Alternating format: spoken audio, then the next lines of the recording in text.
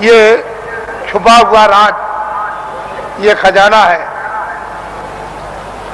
ये जब तुम जरा सा रियाज और जरा कमाई करोगे, थोड़ी सी आप मेहनत अभ्यास और साधना करोगे तो जल्दी से ये प्रकट होने लगेगा। लेकिन तुम ऐसे ही बैठे रह गए तो घर का भी कोई काम नहीं होता, और वैसे घर में भी कोई आपको नहीं पूछेगा अरे भाई काम प्यारा, चांद थोड़ी प्यारा है। अरे भजन करोगे तब तो तुम प्यारे बनोगे, तब तो तुम्हारी जीवात्मा इस अंधकार से, इस जड़ता से निकलेगी। लेकिन भजन नहीं करोगे तो कौन किसको प्यारा? पति स्त्री को जवाब देता है, स्त्री पति को जवाब देती है, माँ बाप बच्चे को जवाब देते हैं, चाम नहीं प्यारा, काम प्यारा। अरे बातें प्यारी नहीं है, साधना और भजन और प्यारा है। तो इसलिए थोड़ा तुम भी मेहनत करो, हम भी करो, दोनों की मेहनत से ये हो जाएगा, काम पूरा हो जाएगा। आज गुरु महाराज का ये उनका पुण्य, जो जो संकल्प यहाँ छोड़ गए हैं, जो आशीर्वाद और आदेश जो दे गए हैं, ये सब उनकी चीज है। हमारे पास कुछ, उन्हीं का आशीर्वाद, उनकी दी हुई ये दौलत है, और उन्होंने आदेश दिया है कि इस तरह का जब समय आएगा तो बांट देना, वो आपको मिलेगी। उनकी ये स्मृति है, यादगार, कि ये खजाना महापुरुषों ने बांटने के लिए दिया है, ये उनकी यादगार। और वो सब चीजें ताजी।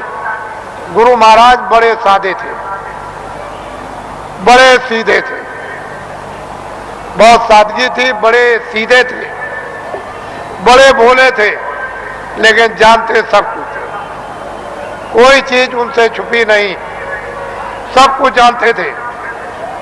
और उन्होंने ये संकल्प, तो उनका ये संकल्प है कि जीवों को बहुत लाभ होगा, रूहानियत का, आध्यात्मिकता का। आगे सब लोग तैयारी करो, भंडार खुलेगा और सब लोग उस भंडार में प्रवेश होंगे, और असली खजाने की लूट होगी। लोग लूटेंगे अपनी अपने दामन, अपनी अपनी झोली, नेत्रों की झोली, नेत्रों का दामन, दिव्य नेत्र की झोली और दिव्य नेत्र का दामन फैलाकर, और माल की, अद्भुत माल की, दैविक माल की, वो खजाने की यानी लुटाई होगी। और हीरे जवाहरात ये उस लुटाई के सामने कुछ नहीं है।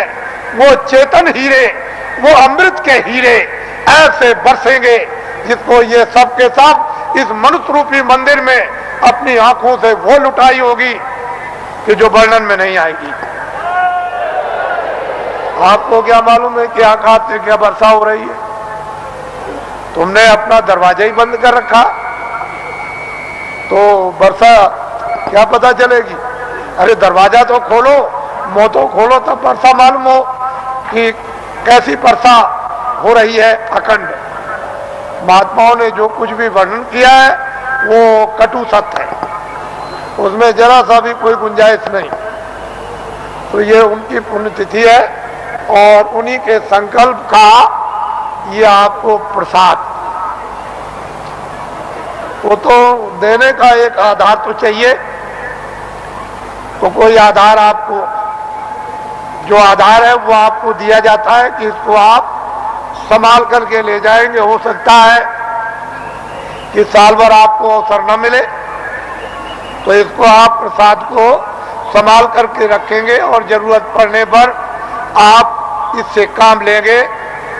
अपनी व्याधियों में, परेशानियों में कभी कभी ऐसा भी होता है कि हे मालिक, हमको कुछ नहीं चाहिए, जितने दुख हमारे कर्मों के हों वो जल्दी से जल्दी हमको दे दीजिए, लेकिन प्रार्थना यह है कि बर्दाश्त जरूर दीजिएगा, और हमको आत्मधन लुटा दीजिए। तो इसलिए भी आत्मधन की लूट के लिए भी प्रसाद खाते हैं, ये तो मुख्य चीज है। लेकिन कभी कभी तरह तरह के कष्ट, तरह तरह की परेशानियां, तरह तरह की हैरानियां परिवार में, बीमारियां परिवार में, बच्चों में और बच्चियों में, पत्नी में और पति में, भाइयों में, माँ में, पिता में, अड़ोसी में, पड़ोसी में, जात में, बिरदारी में, समाज में, दफ्तरों में और राज्य में और इसमें और उसमें, ये तरह तरह की जो बीमारियां, जो रोग लग गए हैं, उनके लिए भी लाभदायक।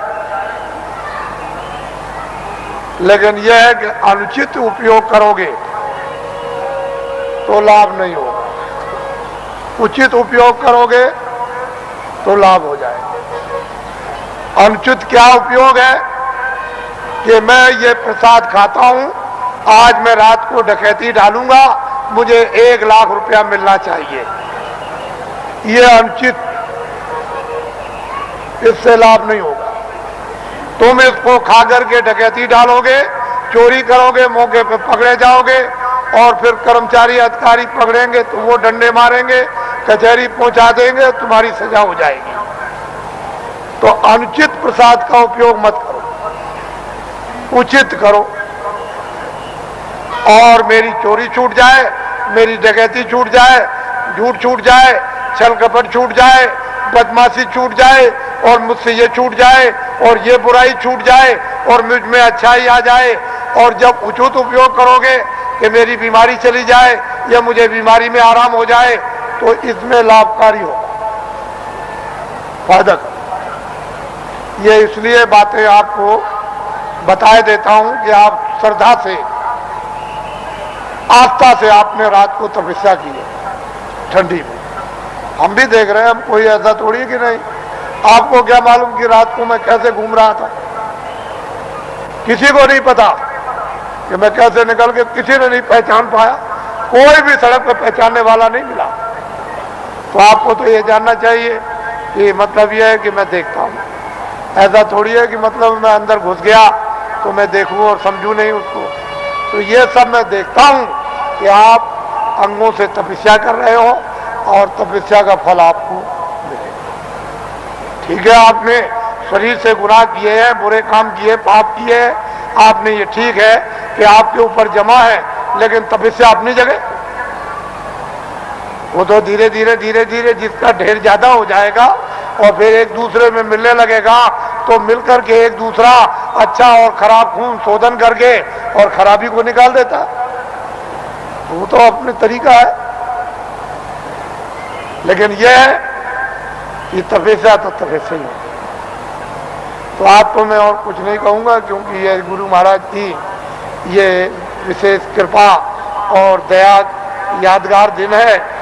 आज मैं आपके सामने नामदानी देकर इसको समाप्त करूंगा। ये लोग जो अभी प्रसाद ले रहे हैं वो उसी तरह से, यानी प्रसाद को ले लें, अच्छा रहेगा और वो उनके लिए जरूरी है। ठीक है, आप इधर आओगे तो ठीक है, लेकिन वो भी संकल्प ही किया, यानी दया मांगी हुई है। तो जब दया मांगी हुई है और वो एक आपके लिए सुलभ है, तो आप क्यों इधर उधर यानी हाथ पैर पीठ पटकते हो? जो चीज मिल रही उसको तो पहले ले लो, और कुछ मिल जाएगी वो भी ले लेना।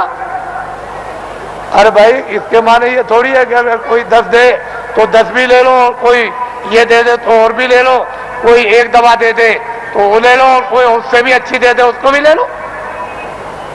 तो ऐसा क्यों कि बस हम नहीं लेंगे? अरे रोग तो रोग ही है, बीमारी तो बीमारी, भूल भटक तो गुरुदेव।